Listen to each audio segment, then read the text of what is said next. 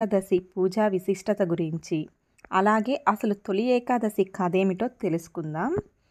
2024వ సంవత్సరం జూలై 17వ తేదీ బుధవారం అత్యంత పవిత్రమైన తొలి ఏకాదశి. విష్ణుమూర్తి పాలకడలిపై యోగనిద్రకు ఉపక్రమించే రోజు.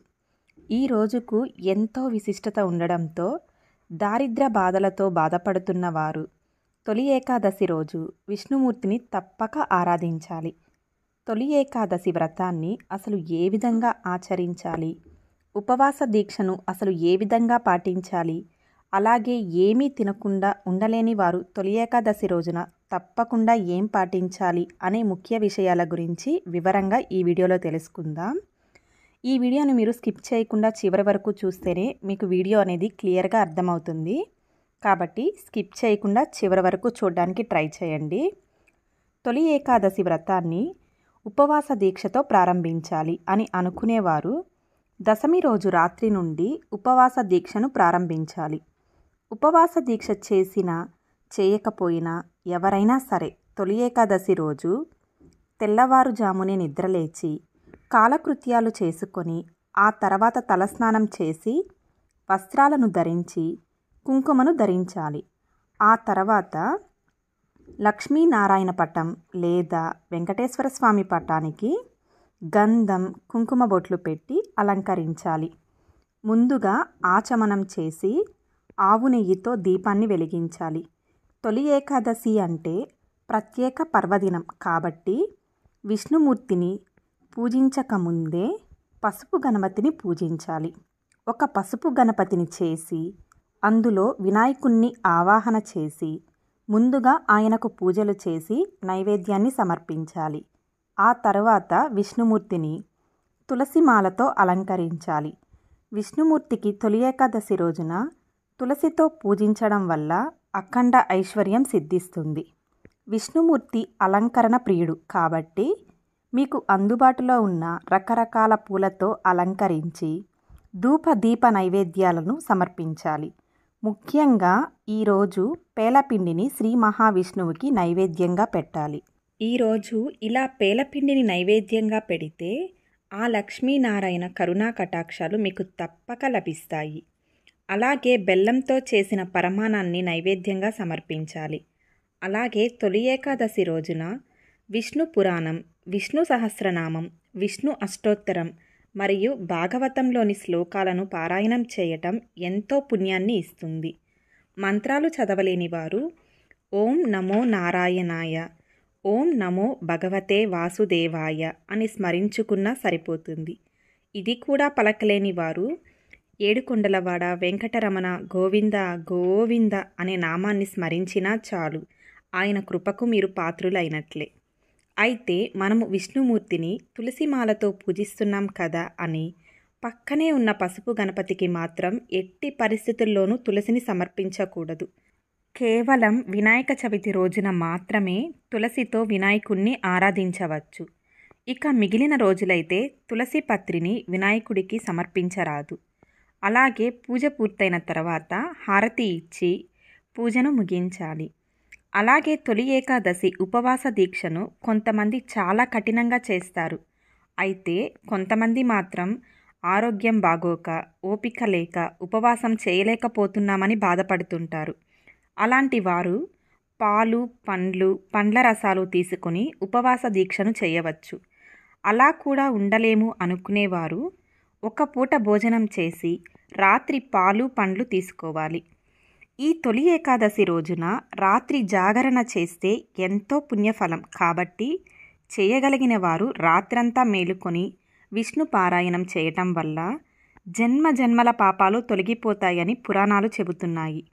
అలాగే ఉపవాస దీక్షను చేసేవారు తొలి ఏకాదశి మరుసటి రోజు అంటే ద్వాదశి రోజున ఉదయం మరలా విష్ణుమూర్తిని ధూపదీప నైవేద్యాలతో ఆరాధించి వీలైతే ఆలయ దర్శనం చేసి పండితులకు స్వయం పాకం ఇచ్చి ఆ తర్వాత భోజనం చేయాలి.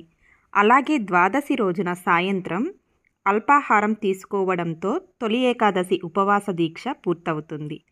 ఈ విధంగా చేయటం వల్ల విష్ణుమూర్తి యొక్క అనుగ్రహం వారికి ఎల్లప్పుడూ లభిస్తుంది. ఇక ఈరోజు చాలామంది కఠిన ఉపవాసాలు చేస్తారు. అంటే మంచినీళ్ళు కూడా తాగకుండా చేస్తారు. కానీ అలా చేయటం మంచిది కాదు. మంచినీరు, పాలు, పండ్లు, పండ్ల రసాలు తీసుకొని ఉపవాసం ఉండడం మంచిది. కేవలం అన్నం మరియు వండిన పదార్థాలు తీసుకోకుండా ఉంటే చాలు. అలాగే ఉపవాసం ఉన్నా కూడా ఈరోజు ప్రతి ఒక్కరూ పేలాల పిండి నైవేద్యాన్ని తినాలి. మేము ఉపవాసం ఉన్నాం కదా, తినకూడదు అని అనకూడదు. ఇలా తింటేనే మోక్షం కలుగుతుంది. ఇది మన ఆరోగ్యాన్ని ఎంతగానో కాపాడుతుంది. మన రోగనిరోధక శక్తిని పెంచుతుంది. అలాగే తొలి ఏకాదశి రోజున మనం గ్రహించవలసిన విషయం ఏంటంటే, ఉపవాసం అంటే దేవుడికి మన మనసుని దగ్గరగా ఉంచడం అని అర్థం. అంతేకాని ఉపవాసం ఉండి వేరే విషయాలపై మనసు లగ్నం చేస్తే ఎటువంటి ప్రయోజనం ఉండదు. అలాగే జాగరణ చేయాలి కదా అని రాత్రి సినిమాలు చూస్తూ ఉంటే పుణ్యం మీకు లభించదు. కాబట్టి చేయగలిగితే ఉపవాస దీక్షను చేయండి. లేదా విష్ణుమూర్తిని మనసారా వేడుకున్న మనపై, మన కుటుంబంపై తన అనుగ్రహాన్ని చూపిస్తాడు. జాగరణ చేసేవారు విష్ణుమూర్తికి సంబంధించిన కథలు వినడం లేదా చదవటం, పురాణ పఠనం చేస్తూ జాగరణ చేయాలి. కాబట్టి తొలి ఏకాదశి రోజున లక్ష్మీనారాయణులను ఈ విధంగా భక్తి శ్రద్ధలతో ఆరాధించి దారిద్ర్య బాధలను పోగొట్టుకొని విష్ణు సాహిత్యాన్ని పొందండి. ఆషాఢమాసంలో వచ్చే శుద్ధ ఏకాదశిని తొలి ఏకాదశి అని పిలుస్తారు. ఈ తొలి ఏకాదశి రోజున ఎవరైనా సరే ఈ ముగ్గును వేస్తే వారి ఇంట్లో అఖండ ఐశ్వర్యం కలుగుతుంది. వారికి రాజయోగం పడుతుంది. అదృష్టం కలిసి వస్తుంది. మరి ఈరోజు ఏ ముగ్గును వేస్తే అష్టైశ్వర్యాలు కలుగుతాయో ఈ వీడియోలో తెలుసుకుందాం. ఏకాదశి రోజు ఎవరైనా సరే విష్ణువుకు సంబంధించిన ఆలయానికి వెళ్ళాలి.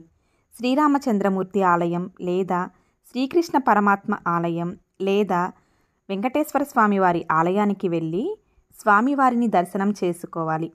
ప్రత్యేకంగా ఆడవాళ్ళు తొలి ఏకాదశి రోజు ఈ విధంగా చేస్తే కుటుంబంలో అష్టైశ్వర్యాలు కలుగుతాయి.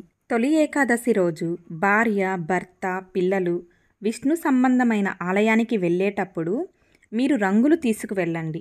రకరకాల రంగులు తీసుకుని వెళ్ళి విష్ణుమూర్తి ఆలయ ప్రాంగణంలో స్వస్తిక్ గుర్తు ముగ్గులు వేయండి. ఏకాదశి రోజు ఆడవాళ్ళు ఎవరైతే విష్ణుమూర్తికి సంబంధించిన ఆలయానికి వెళ్ళి రంగులతో స్వస్తిక్ గుర్తుల ముగ్గు వేస్తారో వాళ్ళ ఇంట్లో అందరికీ అష్టైశ్వర్యాలు కలుగుతాయి. తొందరలోనే కోటీశ్వర్లు అయ్యే అవకాశం ఉంటుంది. అంతేకాదు తొలి ఏకాదశి పర్వదినం రోజు గోపూజ చేస్తే అద్భుత ఫలితాలు కలుగుతాయి.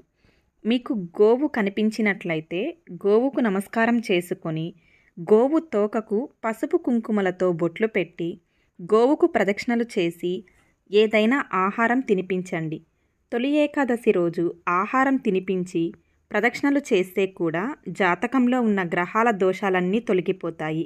ఈ తొలి ఏకాదశి రోజు ప్రత్యేకమైన మంత్రం ఎవరైనా చదువుకుంటే దాని ప్రభావం వల్ల రుణ బాధలు తగ్గిపోతాయి. కోర్టు కేసులు అనుకూలంగా మారుతాయి. ఉద్యోగంలో విజయం కలుగుతుంది. వ్యాపారంలో విజయం కలుగుతుంది.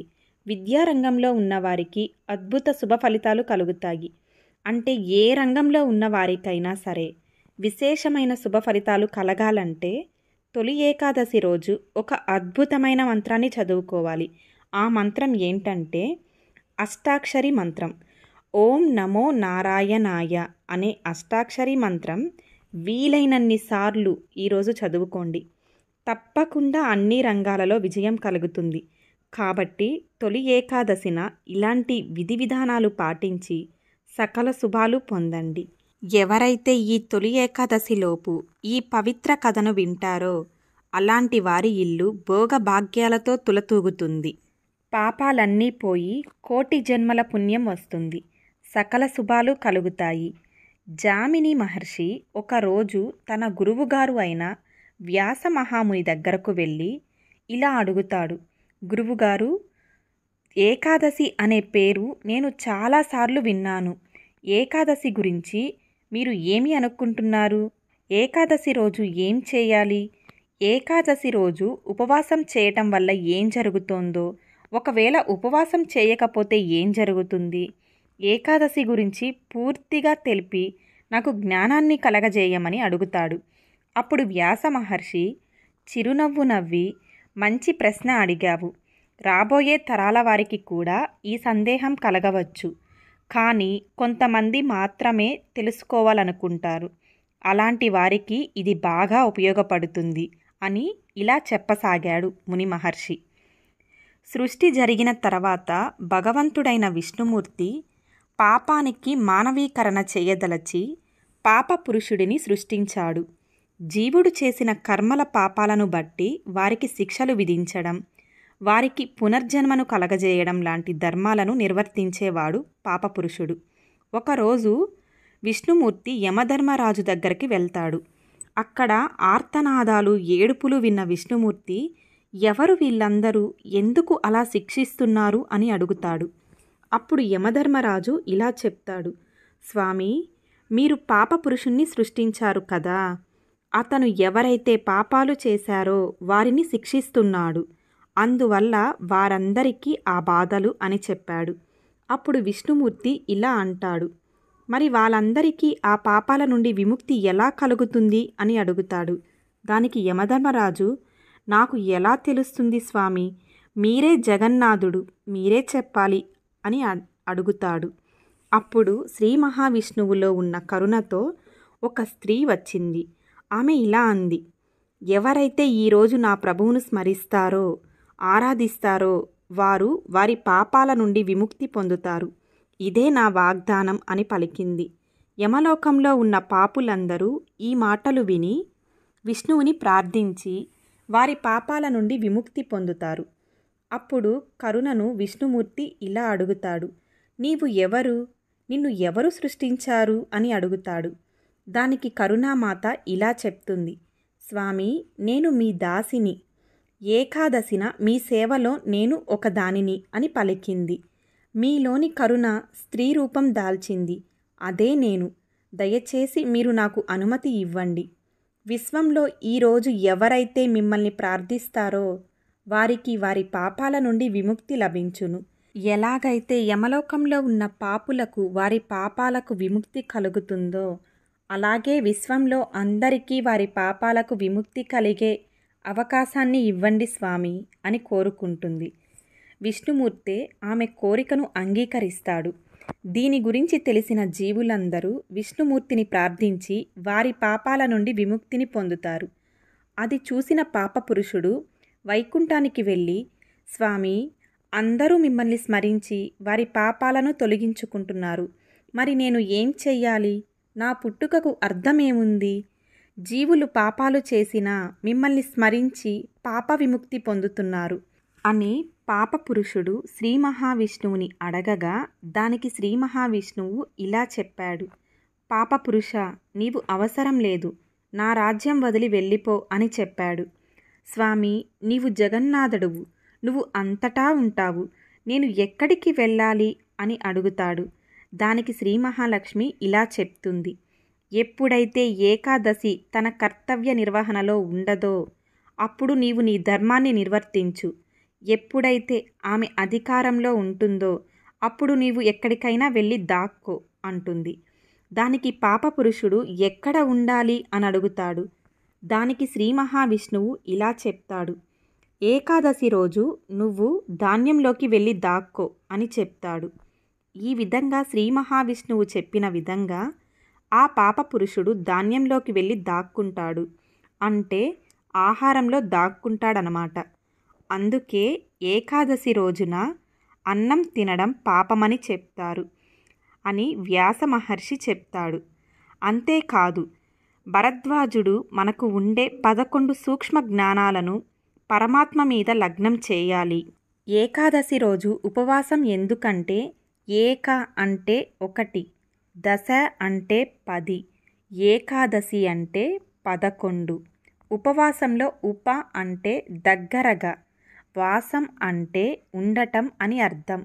మనిషి యొక్క 11 సూక్ష్మ జ్ఞానములతో శ్రీ మహావిష్ణువుకు దగ్గరగా ఉండడమే ఏకాదశి ఉపవాసం. ఈరోజు నిద్ర, తిండిని వదిలేసి 11 సూక్ష్మ జ్ఞానులను భగవంతుడిపై లగ్నం చేయాలి. 5 జ్ఞానేంద్రియాలు, 5 కర్మేంద్రియాలు మరియు మనస్సు మొత్తం దైవం మీద లగ్నం చేసి శ్రీ మహావిష్ణువుని ధ్యానించాలని వ్యాస మహర్షి భరద్వాజునికి చెప్పాడు. కాబట్టి ఎవరైతే ఈ పవిత్ర కథను తొలి ఏకాదశిలోపు వింటారో లేదా చెప్తారో లేదా చదువుతారో అలాంటి వారి పాపాలన్నీ పోయి కోటి జన్మల పుణ్యం వస్తుంది, సకల ఐశ్వర్యాలు కలుగుతాయి. ఈ వీడియో మీకు నచ్చితే లైక్ చేయండి, షేర్ చేయండి. మన ఛానల్ని సబ్స్క్రైబ్ చేసుకోవడం మాత్రం మర్చిపోకండి. అలాగే మన ఛానల్ని సబ్స్క్రైబ్ చేసుకొని పక్కనే ఉన్న బెల్ ఐకాన్ని టచ్ చేయండి. నేను పెట్టే వీడియోస్ అన్నీ మీకు నోటిఫికేషన్ రూపంలో ముందుగానే వచ్చేస్తాయి. మరి ఒక చక్కటి వీడియోతో మళ్ళీ కలుసుకుందాం.